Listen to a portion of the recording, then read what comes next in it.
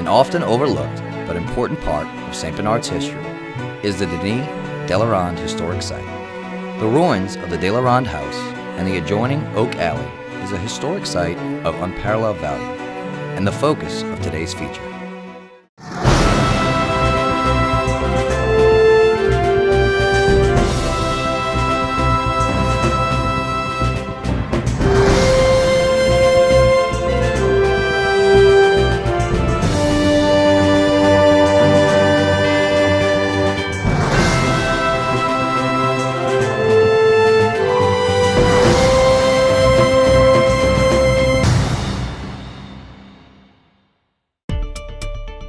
Shortly after the founding of the city of New Orleans, people were given grants of land fronting the Mississippi River from just downriver from the original lower limit of the city of New Orleans to English Turn, which is today Poydras in St. Bernard Parish. And there was a literal who's who of colonial Louisiana living along that stretch of the Mississippi on both banks of the river. The first person to be granted what would become the Denis de la Ronde house and plantation was Adrien Dupourget.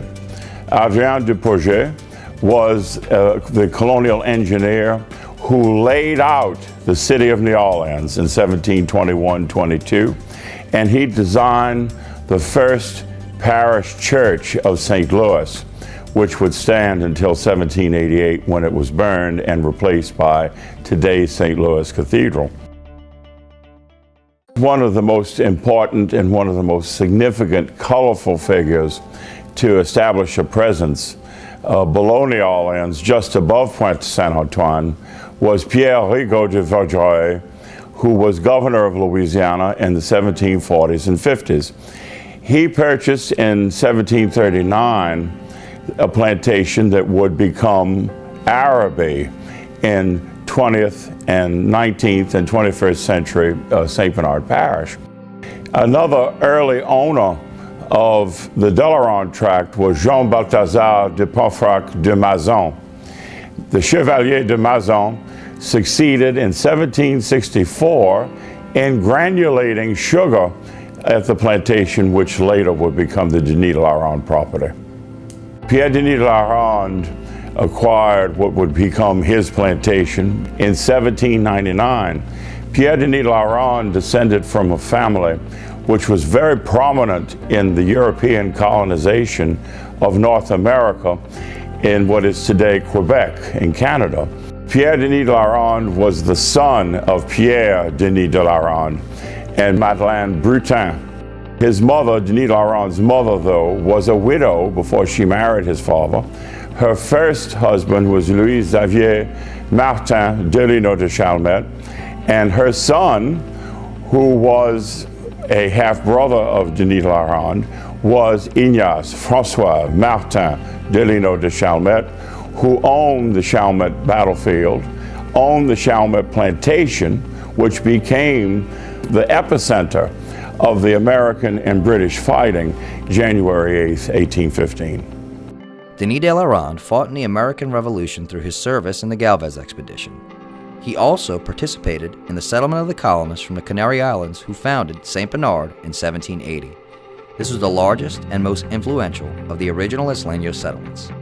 Additionally, Denis de la Ronde served as the second commandant of St. Bernard, a member of the New Orleans Cabildo, colonel of the 3rd Regiment of the Louisiana Militia, which fought in the Battle of New Orleans, and as a delegate to Louisiana's first Constitutional Convention in 1812. Upon his death in 1824, at the age of 62, Pierre Denis de la Ronde was Major General commanding the state militia of Louisiana.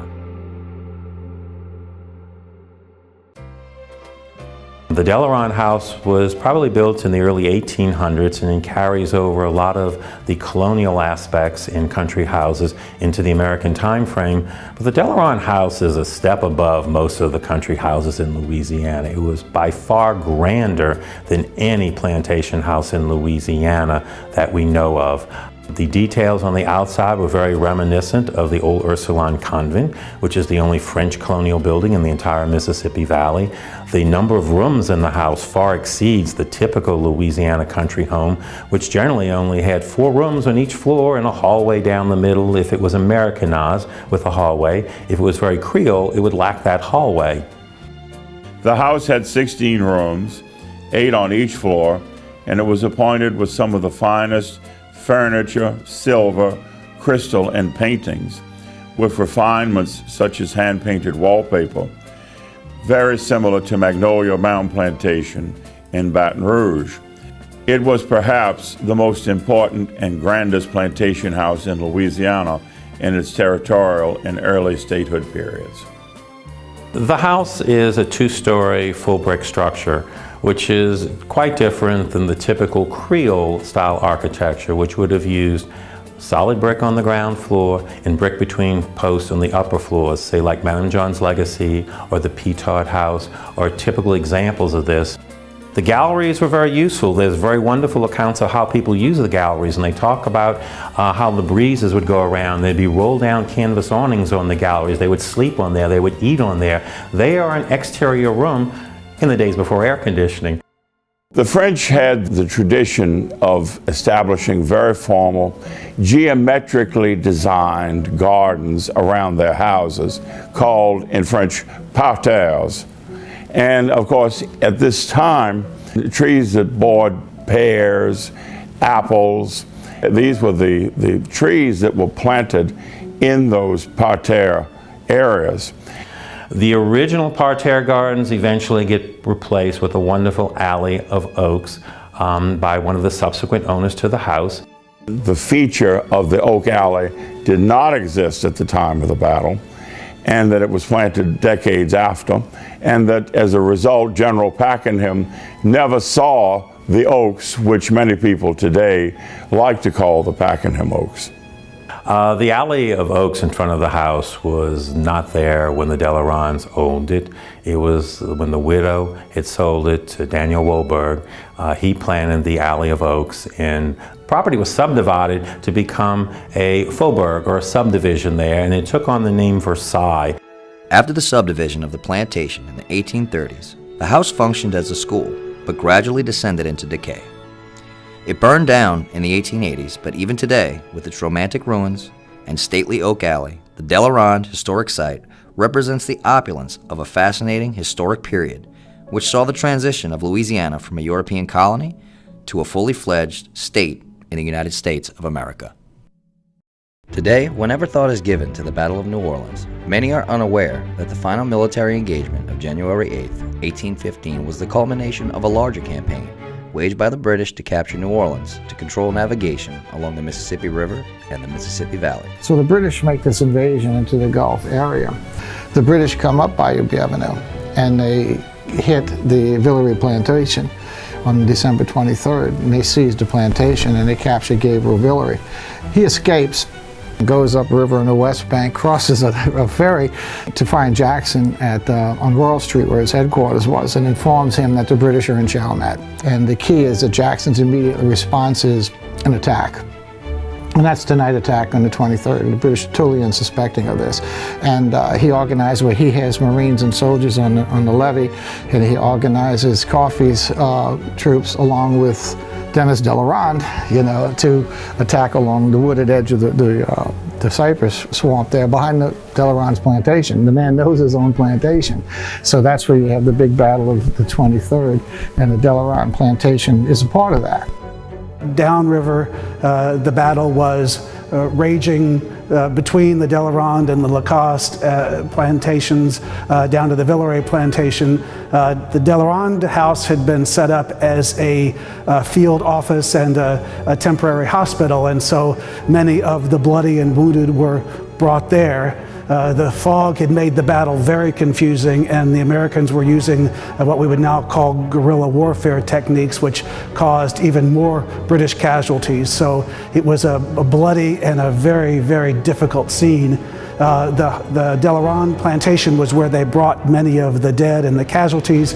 General Pakenham himself was brought there, his body to be prepared to be sent back to Ireland for burial. But so many died in this area, these fields around the Ronde Plantation, that it's today even remembered as a sacred place for all those who lost their lives and who spilled their blood for their country and for their best interest of their commander. I first learned about the site when we were commemorating the 200th anniversary of the Battle of New Orleans, and when I found that this was a British connected site, I thought this is certainly something that the Daughters of the British Empire would support. In 2016, we formed the Denis de la Ronde Preservation Corporation with the goal of stabilizing the site and preserving it for future generations. Jane Caruso contacted us a couple years ago, back in 2016, and she had this kind of interesting proposition for me. She said, I have these piles of bricks, pillars in the middle of a major thoroughfare, and they're falling apart, and we need someone to fix them up. So because the site's so old, when they built it, they only would have used a lime-based mortar. They probably would have slaked their own lime on site or nearby.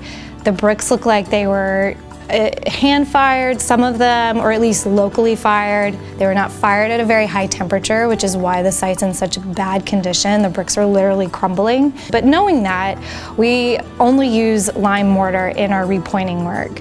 It's all lime, so it's all 100% matching the original historic material, or matching as closely as possible. So you can see here someone had come out before and done a repointing repair.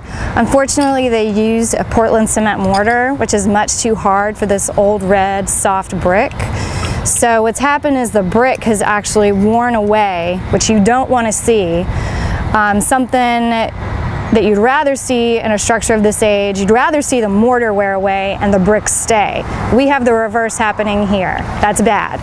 So that just means that they used a mortar that was much too hard. What we are doing is repointing with a really soft lime-based mortar, which is what they would have used originally when they built these pillars. And this soft mortar is going to let this structure age. It's not going to hurt the bricks. It's going to do exactly what it's supposed to. So that's the better material to be using on something this old. I'm very proud to say that at this point, the stabilization is almost complete, and we can move forward with using some of the additional bricks on the site to improve some of the structures, keeping in mind what they looked like originally. Its Battle of New Orleans-related history places the De La Ronde ruins and its Oak Alley in the realm of national and international significance. The site memorializes a titanic clash between the greatest Western European empire of the time, Great Britain, and the fledgling United States of America. The sum total of what happened at the Denis de la Ronde Plantation and the 1814-15 campaign to gain control of New Orleans ended with the Battle of New Orleans and launched our nation's destiny.